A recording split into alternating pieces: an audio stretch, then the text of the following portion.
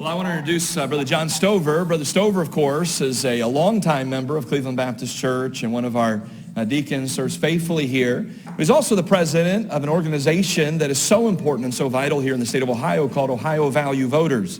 And Ohio Value Voters is actually a ministry of the Cleveland Baptist Church. It's a organization that we support both financially and prayerfully. And most of you know that almost every week you turn on the news or you log online and you see that something is happening in a negative way as it relates to conservative biblical values, whether it's in our state or whether it's in our country.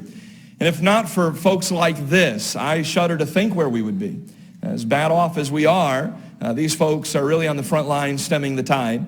And Brother Stover came to me a few weeks ago and said that they would like to present an award in our service to someone that is very special, that has been such a help here in the state of Ohio.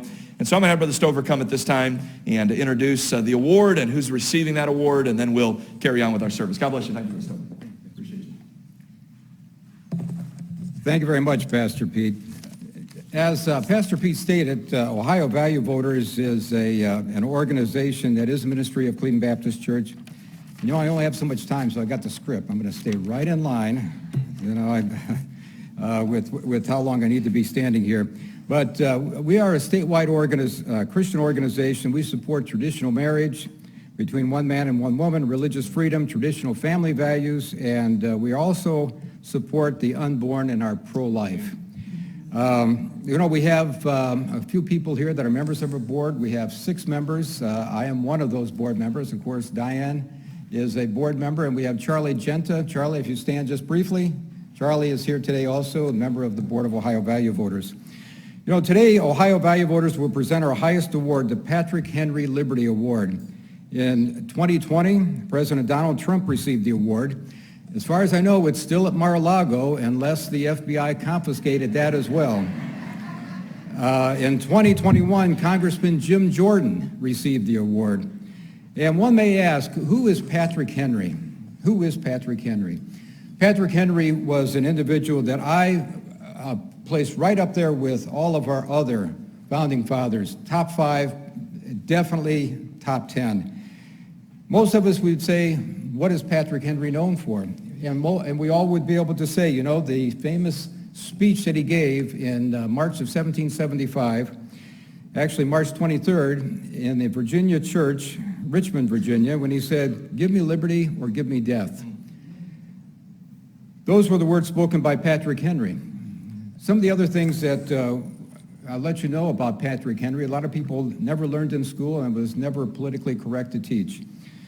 Patrick Henry was a great defender of religious liberty even before we had the First Amendment. In 1775, he was called upon as an attorney, and basically he went to a Virginia town in which a separatist Baptist preacher was told by the preceding judge, you shall lie in jail until you rot.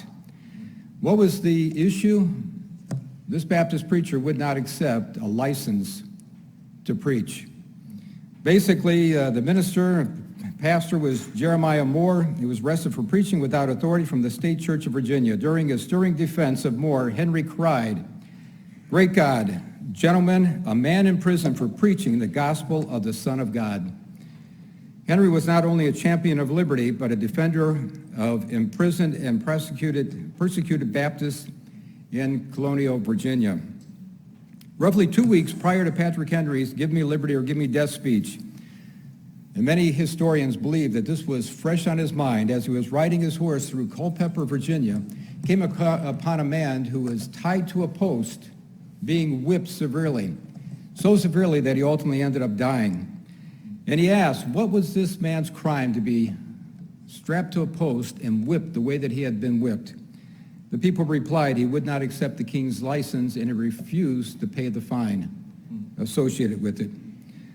Cleveland Baptist Church has always been a pro-life church. Pastor Thompson, our founding pastor, Pastor Kevin Folger, and now Pastor Pete Folger. And, you know, I am so proud to be associated with such a church that's pro-life. Proverbs 6, verses 6 through 19. 7 things that God hates. One of those things, hands that shed innocent blood.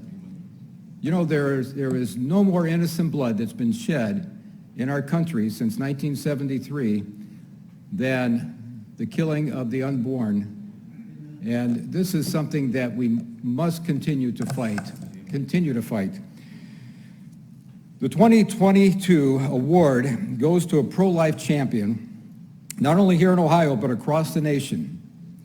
She was the architect of Ohio's heartbeat bill, which was signed by Ohio's governor on April 11, 2019. Please join me in congratulating Janet Folger Porter as a recipient of Ohio Value Voters 2022 Patrick Henry Award. Janet, come on up.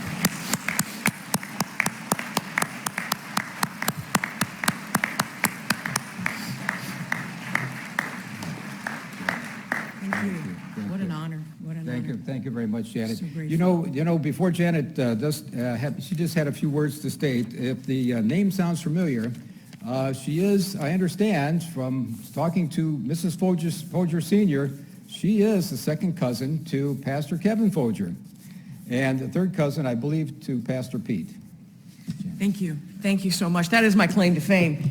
I don't know if you know, whenever I go around the world, I name drop. In Singapore, we were in the airport, my husband and I are in the airport, and there's a group of Baptist pastors, and they're from all over the world, and so I said, do you happen to know my cousin, Kevin Folger?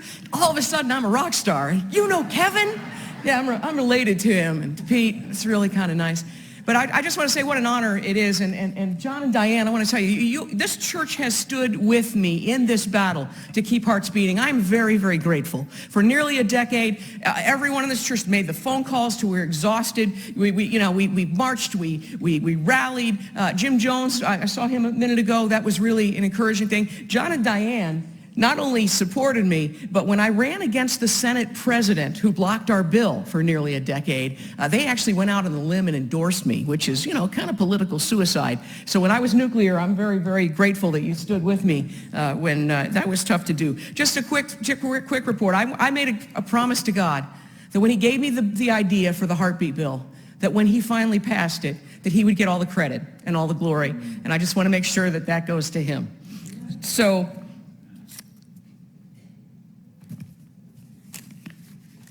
it's kind of surreal being here again because the last time I was here, it was impossible. They said it can't be done. Make the calls again. Do they matter? Well, let me tell you, what they said was impossible is now inevitable. Amen. Roe versus Wade is now in the ash heap of history. Congressman Steve King sent me a text with an article that said that we have saved 10,000 lives since Roe versus Wade fell to the ground.